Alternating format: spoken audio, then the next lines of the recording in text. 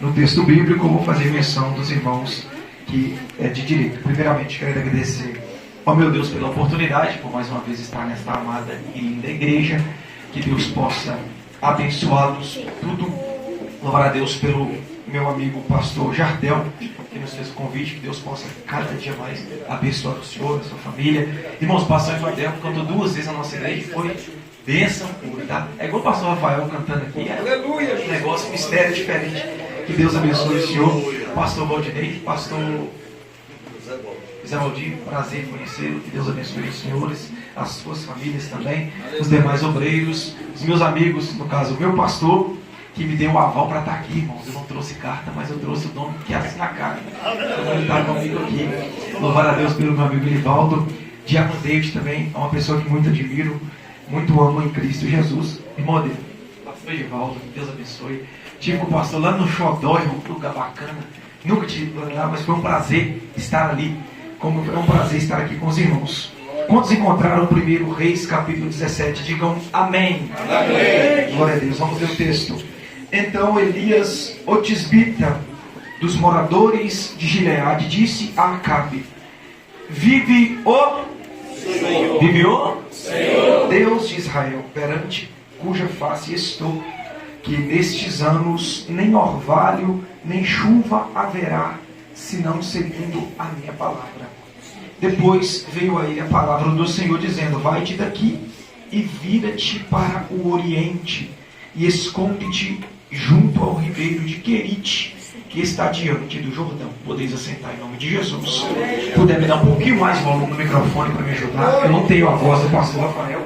Quem me dera, louvado seja Deus. Meus irmãos, eu quero trazer uma palavra rápida, concisa, clara, mas objetiva. Que Deus possa me dar graça para transmitir-los a mensagem que o próprio Deus colocou assim no nosso coração. Eu sei que o evento é um evento missionário, é um encontro que tange a respeito das missões, e baseado nisso, Deus colocou em meu coração a síndrome de um missionário chamado por Deus. Deus colocou esse tema porque é necessário tratarmos não só das missões, mas daqueles que são enviados para as missões. A igreja de hoje é uma igreja muito ativa nas mídias sociais, tem muitas publicidades, tem gente que não conhecia Figueirinha e hoje conhece, mas pelas mídias sociais você pode apresentar, os irmãos estão filmando, talvez para apresentar nas mídias sociais, isso tudo é positivo. Só que o que nós temos desejo de tratar aqui é o que vai além das redes sociais. É a sua vida pessoal, é a sua vida particular, é o que Deus irá falar conosco aqui. E baseado nesse tema, Deus me deu, vou tentar tratar de pelo menos 4 temas aqui, 4 assuntos, no que tange, no que é pertinente a todas essas questões, que nós iremos falar sobre a síndrome de um chamado de Deus. A gente sabe que o livro dos reis ele é composto e trata-se muito sobre os monarcas de Israel. Desde o primeiro livro até o segundo você verá reis entrando, reis saindo do governo de Israel e também do governo de Judá. Na verdade, todos sabemos que Judá e Israel deveriam, por regra, ser a mesma nação. Porém, houve ali um rompimento a partir da morte de Salomão e as nações foram divididas, como Reino do Norte ficando assim com 10 nações e Reino do Sul ficando com Judá e a tribo de Benjamim. Os irmãos craque de Bíblia, não vão saber isso facilmente. Só que o que a gente vai falar aqui é sobre a nação de Israel, que a história de contexto vai tratar sobre isso. O interessante é que a Bíblia menciona sobre Elias no capítulo 17 e não se fala muita coisa sobre a personalidade de Elias. O que a Bíblia vai dizer é que Elias ele era tisbita. Fala comigo, tisbita. É quase um nome difícil de falar, mas é isso mesmo. É isso, você não errou. É tisbita, vamos dizer assim, das redondezas das terras de Gileade. Esse homem não tinha muito o que se dizer sobre ele. O que vai se tratar disso é mais à frente, é que se sabe que a vida dele era pautada em um ministério profético, que ele profetizou acerca de alguns, vamos dizer assim, alguns períodos, e o período mais ávido das suas profecias, do seu ministério profético, era o ministério profético no tempo do rei Acabe e da sua, vamos dizer assim, sua madame Jezabel. E os irmãos sabem muito bem a história. E esse homem, ele tinha as suas peculiaridades. Ele era um homem muito usado por Deus. Talvez se nós conseguirmos identificá-lo nas regiões celestiais, talvez você pode conversar um pouco com ele, perguntando ele como foi aquele negócio de subir para o céu em vida, arrebatado num carro de fogo, um redemoinho separando eles, um negócio todo miraculoso, extraordinário. Talvez você pode perguntar para Elias como é que era parar na casa de uma viúva e ela tratar dele, ele fazer coisas ali inimagináveis. Mas enfim, nós vamos falar sobre pelo menos 4 fases na vida deste profeta. É um profeta de culhão, irmão, não como o irmão Adriano, não. O irmão Adriano como se diz, é rapinha do tacho. Ele era um profeta com calibre bem diferente. Era alguém que talvez hoje nós não temos em vista aqui na nossa sociedade e principalmente no nosso meio. Porque este profeta, ele não era um profeta muito acostumado a receber a chave, tome casa, receba bênção. Era um cara mais pautado naquilo que Deus de fato queria falar. E o interessante é que quando Elias aparece, irmãos, trazendo uma profecia pesada. Diga comigo, pesada. Uma profecia que não agradava muito aos olhos daqueles que estavam nos governos daquela contemporaneidade da época.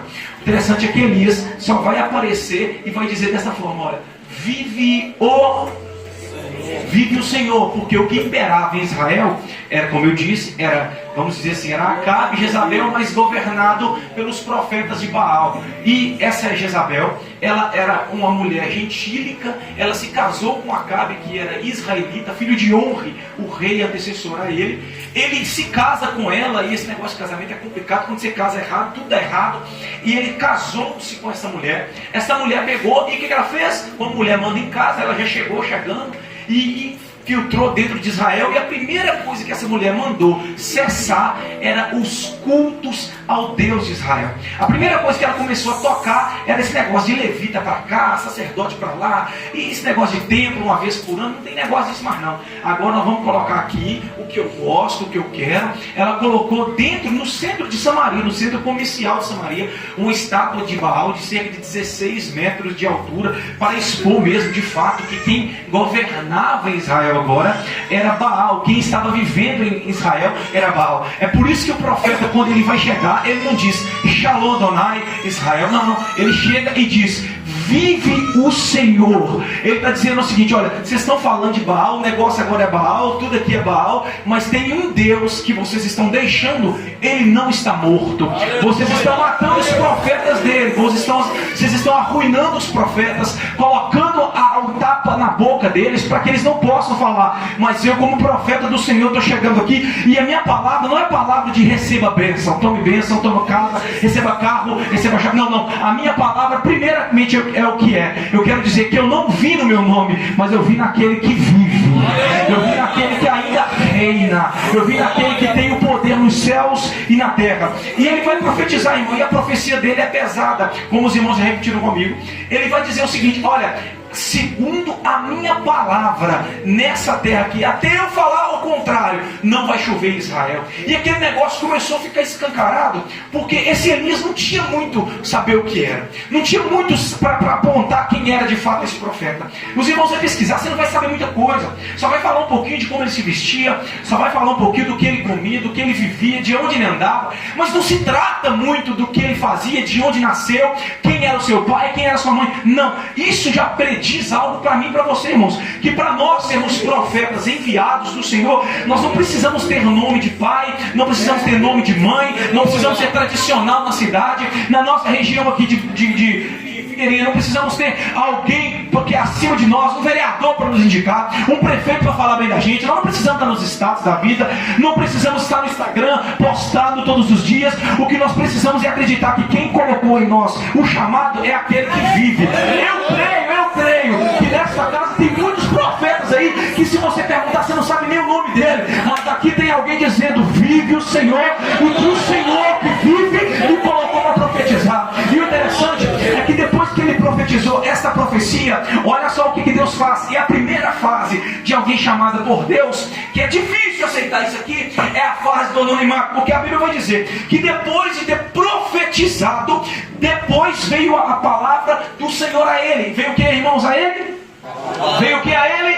A palavra do Senhor, irmãos. Você imagina alguém começando a pregar, Elias chega em Israel e prega uma mensagem dura, parece que é para escancarar mesmo. Assinei como profeta, a partir de hoje eu vou começar meu ministério. Só que o que Deus vai dizer para ele é o seguinte: Elias, você já falou o que tinha que falar, agora é hora de voltar para casa, agora é hora de voltar para o anonimato, porque a Bíblia vai dizer o seguinte, que Deus manda Elias descer para o Oriente, para ele virar para o Oriente e ir em sentido ao ribeiro de Querite. A palavra Querite no hebraico, irmãos, vou mencionar algumas coisas aqui, não é por exibicionismo, de forma alguma, é só para os irmãos entender o que Deus quer falar conosco aqui.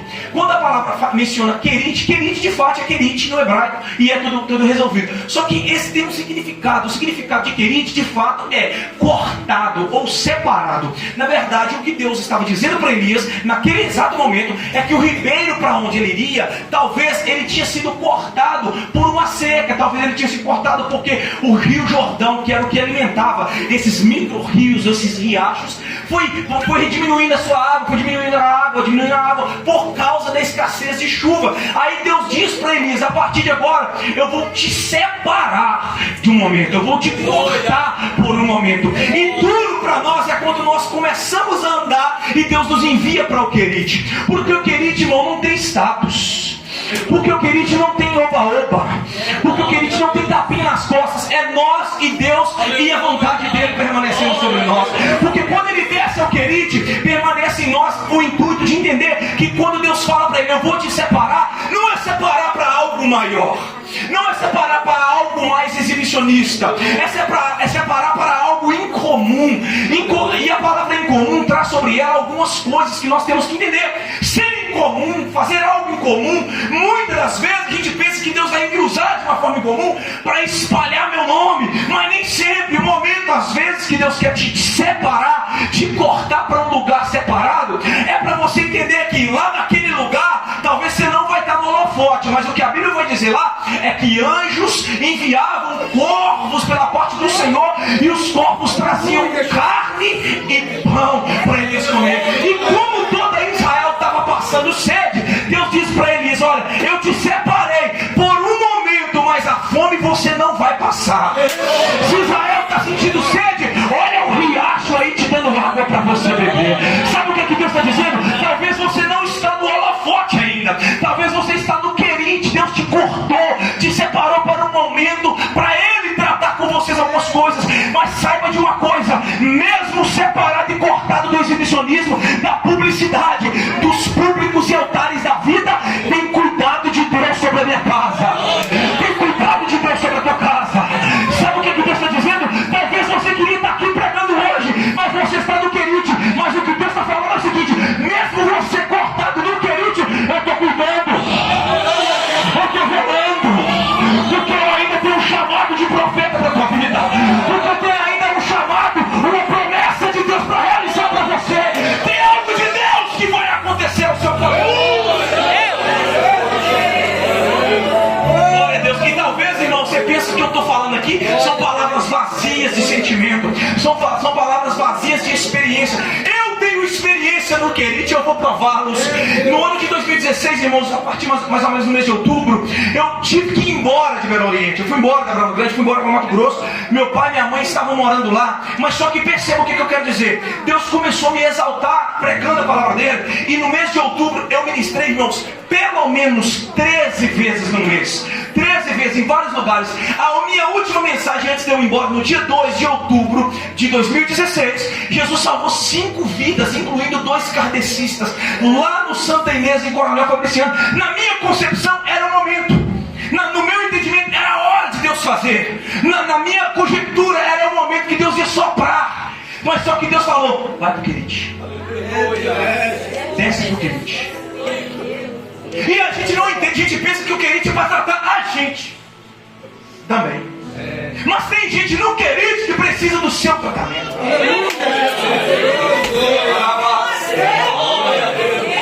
Quando eu fui para Mato Grosso, uns dias antes, o profeta tinha apontado o dedo no meu rosto. Pastor Joelson Porfírio, talvez algum de vocês conheçam, ele está na missão hoje da nossa igreja. Farão o seguinte: Deus vai te levar para uma terra que você nunca foi. Chegando lá, Deus te explicará qual a obra que Ele precisava fazer através de você. Eu fui embora no dia dia 4, na terça-feira. Na quinta-feira eu cheguei lá no dia 6. Chegando lá, tinha um rapaz que tinha aceitado Jesus. No sábado, eu preguei no domingo, ele tinha aceitado Jesus no sábado, lá em Mato Grosso. E eu fui pra lá. Cheguei em Mato Grosso, esse rapaz olhou pra mim, parece que, segundo ele não gostou muito da minha pessoa, eu acho, não sei o que. Enfim, aquele negócio de, entre aspas, o santo não bateu, tem essas ideias. Mas aí, passou, eu fui para um congresso com os jovens de lá, eu era bem jovem, não era casado ainda. E aí chegou, eu fui de carona com ele, no carro a gente foi conversando, no carro a gente voltou conversando. De repente eu mais ele ficamos melhores amigos. Aleluia. E eu falava, Deus, eu quero pregar aqui. Deus me levanta para pregar aqui. E nada de agenda, meus irmãos. Nada de convite. Pelo contrário, o pastor que mais me amava lá foi embora para a cidade. Quem veio para a roça é alguém que começou a me odiar. E não odiou porque eu fui rebelde. Ele simplesmente não quis me dar oportunidade. Um dia um evangelista da igreja quis me dar a oportunidade para pregar, num culto de missões inclusive. Ele falou, o jovem não tem testemunho. Mas aí o irmão já falou, qual testemunho negativo que ele tem? Ah, não sei, o irmão sabe. Só que ele não queria. Mas nesse dia eu preguei e Deus me usou. Só que de repente eu entendi que o chamado de Deus para o querite não era para exaltar meu nome da forma que eu pensava. É que depois do querite que você recebe o alimento e o cuidado de Deus, de pão, de água, de carne, mais à frente você vai entender que Deus fala, olha, tem mais coisas no querite que você precisa agora fazer. Não eu fazer para você. Aí Deus explica. A continuidade do texto, a partir do versículo 9, você vai entender que quando Elias desce do querite, Deus manda ele seguir a viagem, ele enxerga uma casa simplesinha. E nessa casa simplesinha, meu Deus, não morava um prefeito.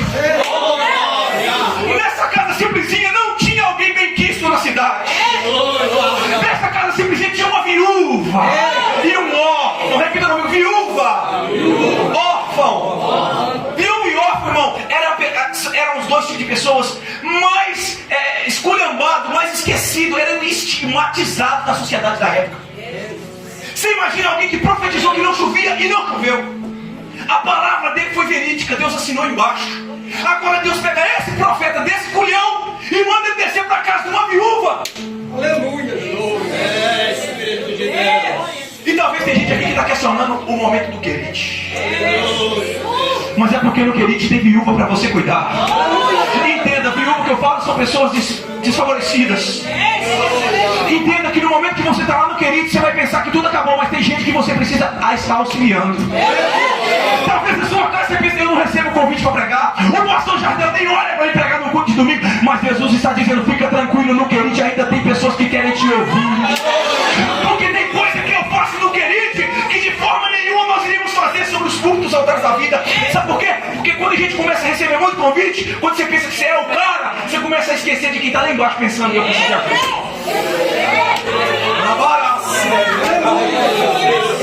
E Deus está falando na casa, tem gente que está crescendo, mas está esquecendo de onde saiu. Mas nessa noite Deus está balançando aqui nessa casa para dizer, volta pro querite, lá tem viúva, lá tem órfão, vai ajudar.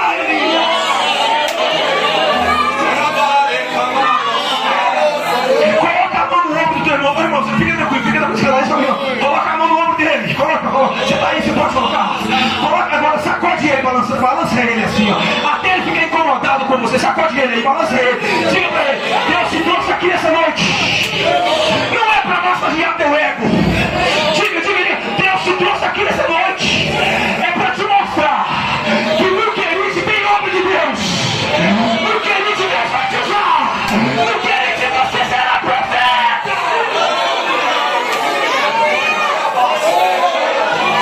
Alguém está crendo nessa palavra? Se tem gente aqui no querite, mas que está entendendo o que Deus está falando, levante sua mão e dá duas glórias.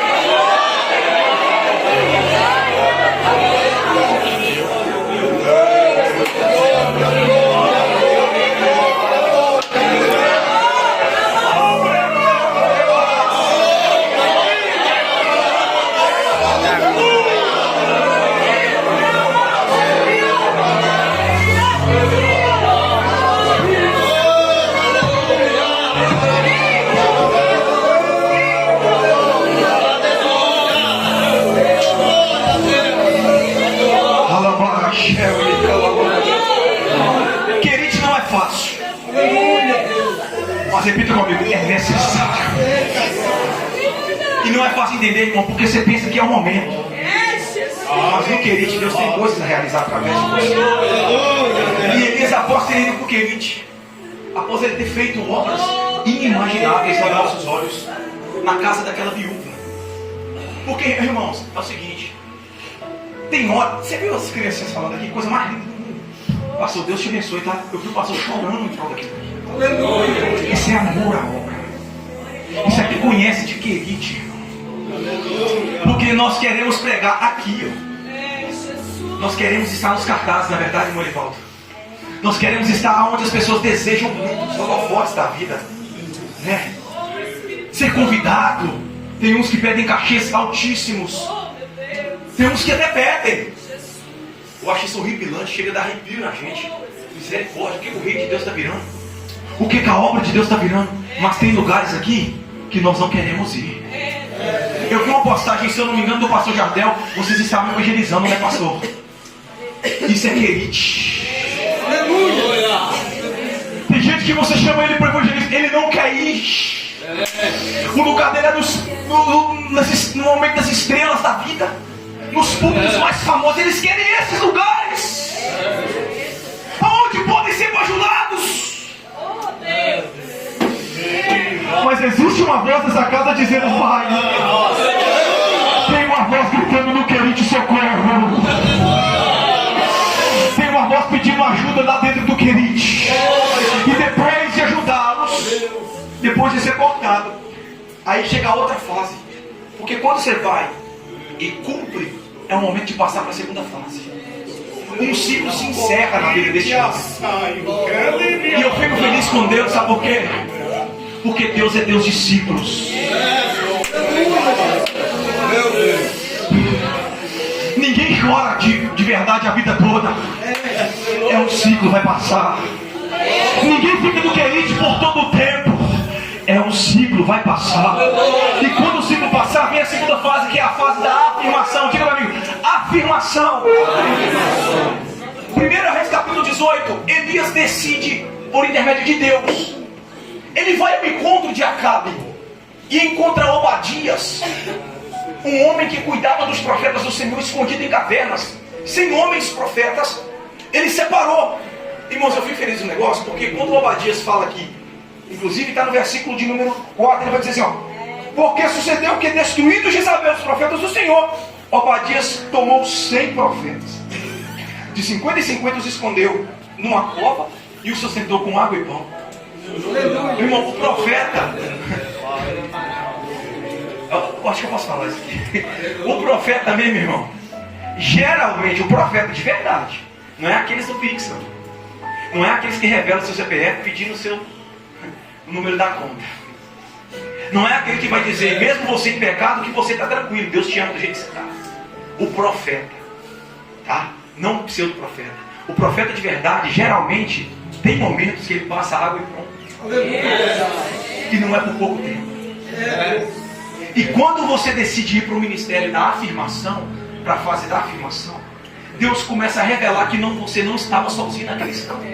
Porque a gente pensa que é só eu que sofro, é só eu que padeço, é só eu que estou morrendo, é só eu que estou comendo essa vida. E alguns dizem, que vida miserável que Deus colocou o seu profeta. Está aqui, ó, tinha mais 100 que nem nome tem, mas estava preso na caverna comendo pão e água. E Deus está dizendo para alguém, talvez você está sofrendo e pensando que é só você. Fica tranquilo, do seu lado tem mais 100. Do seu lado está passando alguém que você nem imagina a dor que ele sente. Talvez dentro dessa casa tem gente sorrindo, mas por dentro está chorando.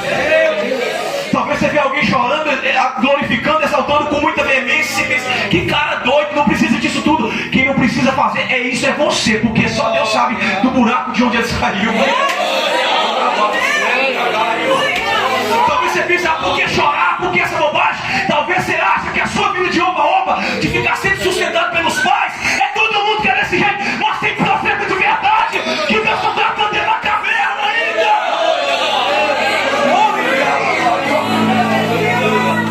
E ele vai. Ele se apresenta a Acabe, e Acabe fala, é tu.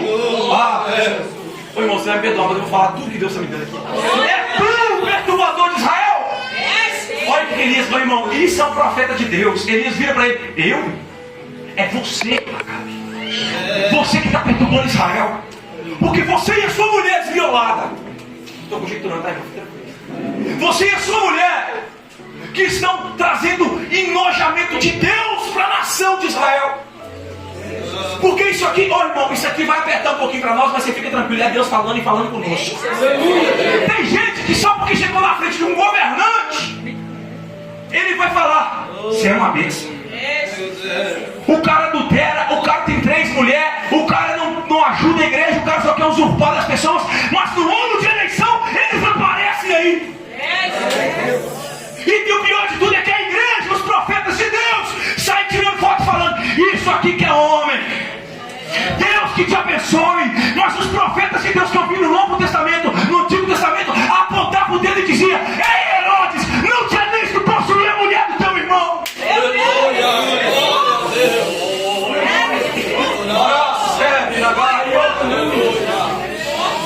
E tem gente que não aguenta ver o prefeito para ir lá e abraçar, para tirar foto, para dizer, o meu voto é dele. Eu quero dizer, filhão, você teme a Deus, mas ele você não sabe nem da zona de onde ele veio. Mas a palavra de Deus está dizendo, você será profeta na igreja simples, mas vai ser profeta no meio dos grandes, no meio dos prefeitos, no meio dos vereadores. Aonde Deus te levar, a palavra de Deus virá sobre a tua vida. O glória some. Talvez o glória não quer aparecer. Mas eu vou pregar para esse lado de cá, porque aqui tem profeta que fala para grande, para pequeno, para rico, para pobre. Vou pregar para cá. Aqui tem gente que tem coragem de dizer, conserta a tua vida, Acabe. Muda a tua postura, Acabe. Quem é perturbador de Israel é você, Acabe. E após ele falar, ele falou o seguinte, olha, para resolvermos essa situação, Acabe, faz o seguinte, convoca os teus profetas lá,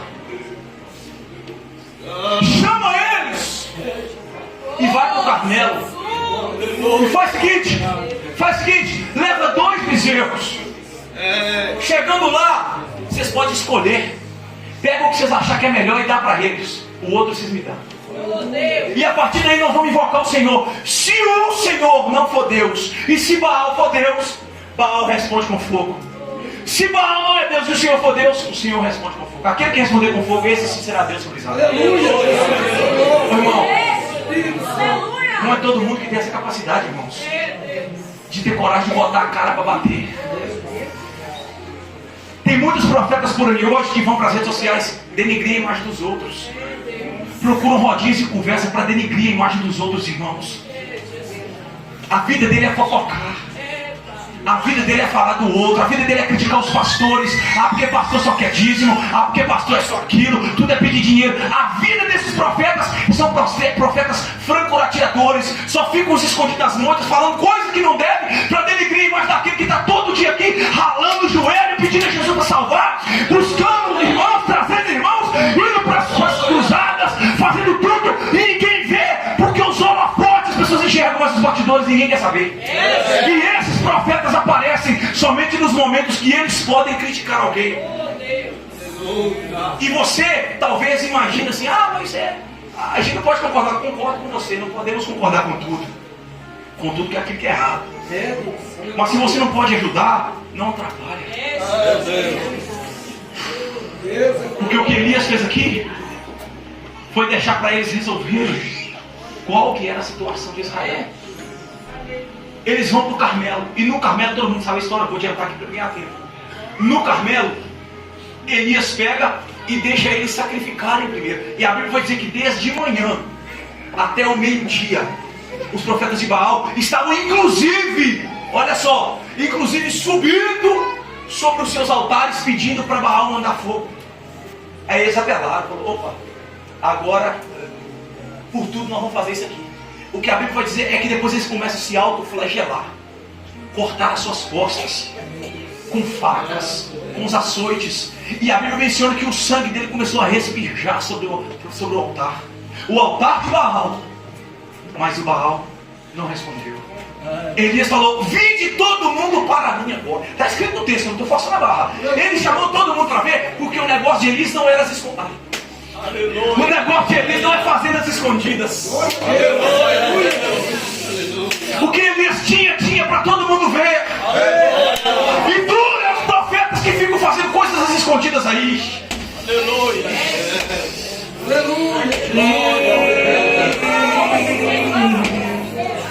E profeta que fica nas escondidas, Deus não tem nada com ele. Agora o profeta Elias falou: vem para mim, você vai ver o que eu vou fazer.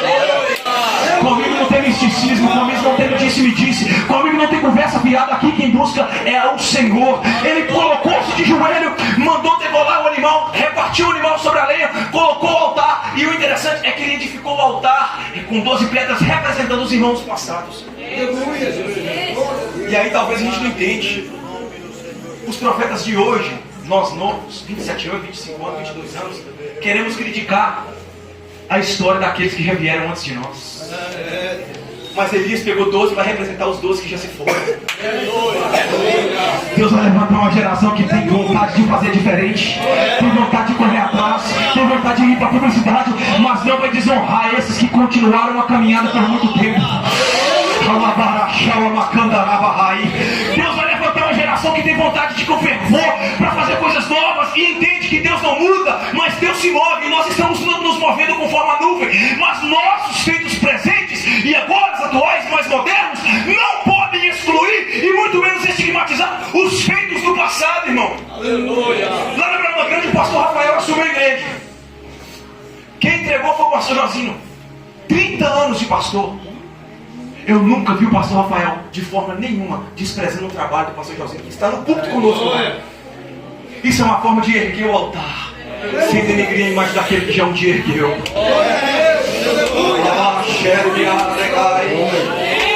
E uma geração nova está querendo criticar aqueles que já se foram. Mas a geração nova de profeta de hoje, Deus vai levantar pensando e memorizando aqueles que um dia ajudaram na obra do Senhor no passado. Porque ele se levantou ao altar e edificou 12 pedras.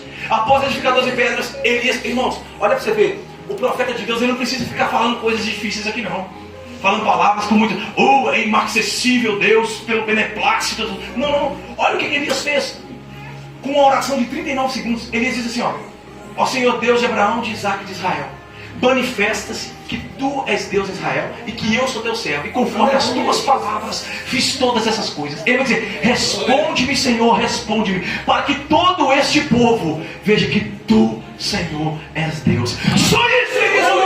O que a Bíblia diz que de repente desceu do céu o fogo, consumiu o holocausto, consumiu a madeira, consumiu o bezerro, consumiu a lenha, consumiu até as pedras, e o povo está escrito: e lambeu a água. Aleluia! E lambeu a água. Depois, todo Israel começou a dizer: só o Senhor. Só o Senhor. Só o Senhor é Deus. Só que aí, para você glorificar, no versículo de número 40, olha o que a Bíblia vai dizer: e Elias lhes disse: lançai mão dos profetas de Baal. E aí, olha só, que nenhum deles escape. E lançaram a mão deles. Aí olha só o que a Bíblia diz: e Elias fez descer até o riacho, ou o ribeiro de Kishon. Mas a palavra hebraica aqui é Kishon. Kishon no hebraico, sabe o que significa? Serpentinado. Por que Elias pegou os profetas de Baal e desceu até o riacho que era chamado de serpentinado? Ou um riacho que tinha muitas serpentes. Porque quando Deus chamou Elias e mandou ele para o Ipuquerite, era um local de separado, cortado. Sim ou não? Agora Deus pega, através de Elias, pega os profetas de Baal e leva ele para o rio da serpente. Porque aquele que é guiado por Deus pode até ser separado, mas Deus estará cuidando dele lá. Agora, quem é guiado pelo diabo, Deus, o próprio Deus, fará menção de levá-los de volta para onde eles aceitaram aquilo que o diabo propôs para eles. Porque o profeta de Deus recebe de Deus o cuidado, o profeta do diabo recebe do diabo o desdenho. Porque no lago dos diabos, no lago serpentinado, aonde eles estavam, no ribeiro de Kishon, colocaram os profetas e ali assassinaram todos os profetas de Baal. Entenda, o diabo ele não traz coisas boas nenhuma para a nossa vida. Talvez você imagine que se o diabo está te favorecendo algo, você conseguiu receber algo. Talvez uma conversa do WhatsApp que chegou para você, que está te trazendo um sorrisinho no cantinho do rosto. Você vai entender. E você entende muito bem quando Deus te manda uma mensagem através de alguém. E quando é o diabo te colocando uma proposta, você sabe muito bem. Mas a palavra de Deus para nós é o seguinte: quando é de Deus, Deus vai cuidar de você mesmo separado. Mas quando é do diabo, pode ter certeza que o final é morte.